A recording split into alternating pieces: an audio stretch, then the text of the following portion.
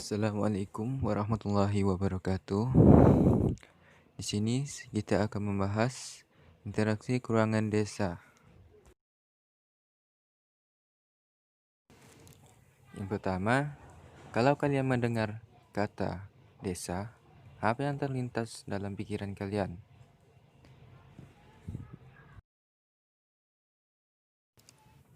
Baik, kalau begitu kita akan bahas bersama. Yang pertama yaitu pengertian desa. Desa merupakan permukaan yang lokasinya berada di luar kota. Maka, secara otomatis, mata pencaharian penduduknya sebagian besar pada bidang agraris, seperti petani, peternak, dan nelayan. Kemudian, desa dihuni oleh satu keturunan yang memiliki nenek moyang yang sama. Hubungan sosialnya bersifat kekeluargaan atau kinship. Kemudian, masyarakat desa umumnya hidup dengan sederhana atau bersifat tradisional dan masih memegang teguh adat istiadat. Kemudian, bentuk atau berbagai pola persebaran desa.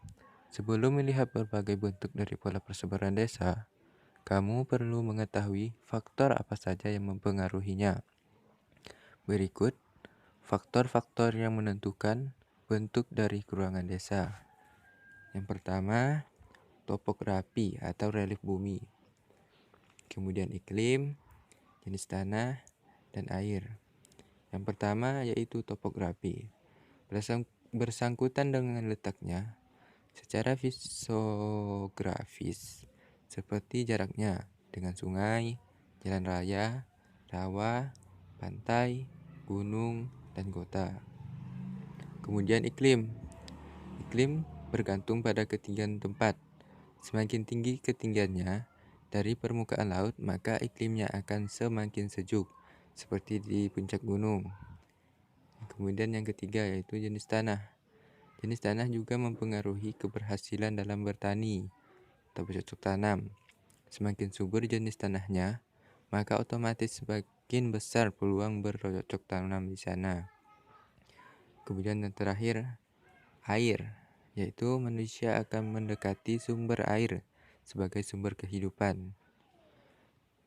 Kemudian maka sungai, laut, dan badan air lainnya sangat berperan dalam menentukan bentuk desa.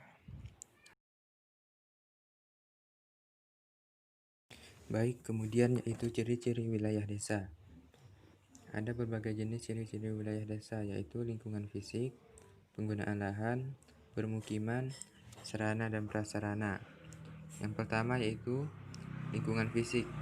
Pada umumnya, desa memiliki kondisi fisik yang berbeda-beda, meliputi jenis tanah, iklim, relief, kemiringan, dan sebagainya. Yang kedua yaitu penggunaan lahan. Secara umum, pembangunan di desa belum terlalu pesat atau terlalu banyak, sehingga masih banyak terdapat lahan-lahan kosong yang kemudian dijadikan lahan pertanian. Kemudian yaitu permukiman. Kepadatan permukiman penduduk di desa lebih rendah dibandingkan dengan permukiman penduduk di kota.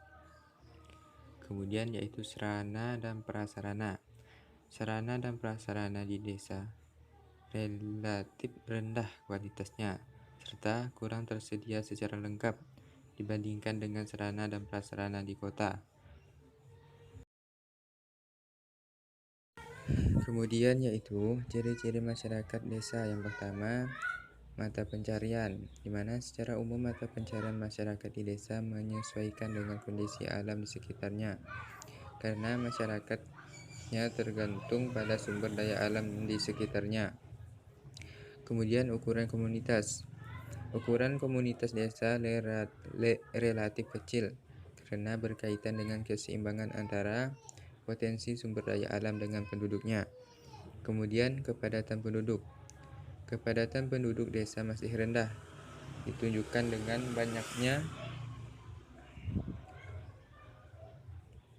lahan kosong maupun lahan pertanian di sekitar rumah. Kemudian yang D, lingkungan. Lingkungan di desa masih terjaga dengan baik secara fisik, biologis, dan sosial, sehingga masih tercipta interaksi yang baik di sekitar ketiganya. Kemudian definisi sosial,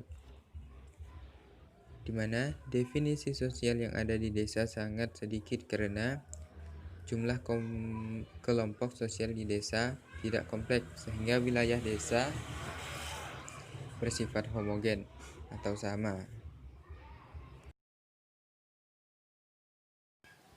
Baik, kemudian yaitu ciri-ciri masyarakat desa yang kedua yaitu stratifikasi sosial, mobilitas sosial, interaksi sosial, solidaritas sosial, kontrol sosial, dan tradisi lokal.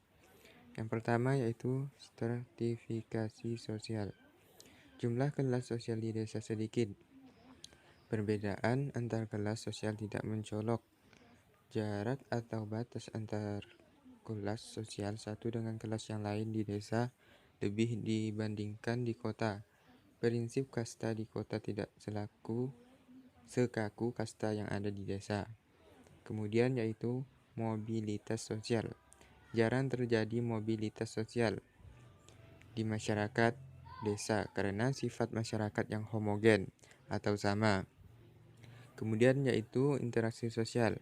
Interaksi di desa lebih intensif daripada di kota. Kemudian solidaritas sosial.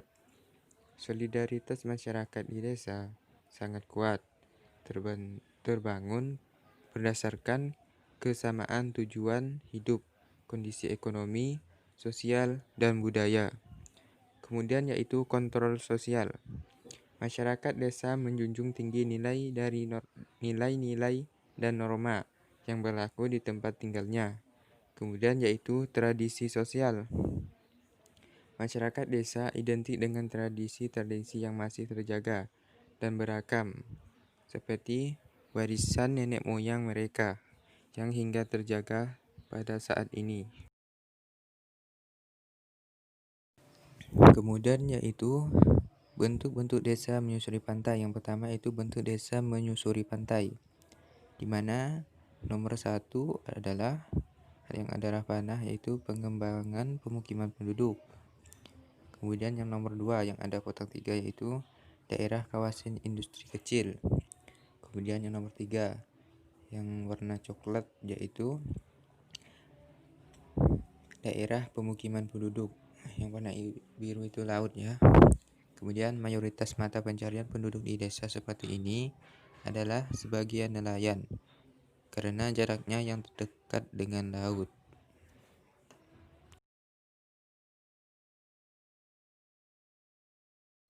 Kemudian bentuk yang kedua yaitu bentuk desa yang terpusat, di mana pada nomor 1 di kotak tengah yaitu daerah pemukiman penduduk. Kemudian pada nomor 2 di garis tepi yaitu arah perkembangan pemukiman penduduk. Yang ketiga ada 2 kotak di samping yaitu daerah kawasan industri kecil. Yang di 4 paling tengah yaitu fasilitas yang telah ada. Pada umumnya, bentuk ini merupakan jenis pemukiman yang berkelompok. Biasanya terdapat pada pegunungan. Jika penduduknya bertambah, maka perkembangan desanya ke segala arah dengan tidak terencana. Pusat-pusat kegiatan penduduknya bergeser mengikuti arah perkembangan desa.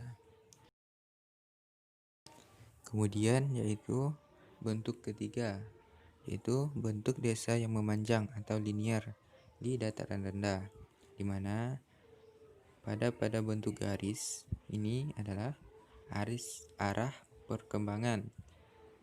Kemudian yang kedua yaitu ada garis putih itu jalur tembus.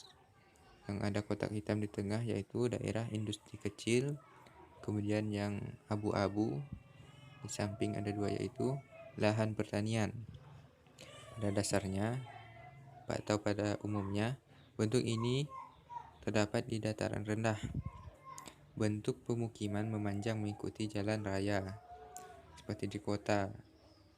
berbentuk desa ini memungkinkan terjadi pemekaran desa sehingga lahan pertanian dapat berubah menjadi pemukiman baru.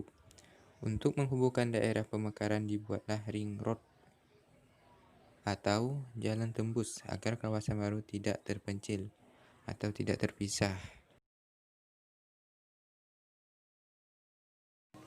Kemudian yaitu klasifikasi desa dibagi menjadi 3, yaitu berdasarkan kondisi topografi, kegiatan pokok, dan kemampuan desa. Yang pertama yaitu berdasarkan kondisi topografinya, di mana desa dibedakan atas desa di daerah pergunungan, desa di dataran tinggi, desa di dataran rendah, dan desa pantai. Kemudian yang kedua yaitu berdasarkan kegiatan pokoknya. Desa dibedakan atas desa agrobisnis, desa agroindustri, desa wisata, dan desa industri non-pertanian.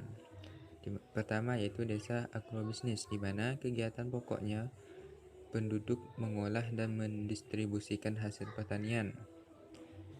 Kemudian yang kedua yaitu desa agroindustri, di mana kegiatan pokoknya yaitu penduduk mengolah hasil pertanian menjadi barang setengah jadi atau siap konsumsi.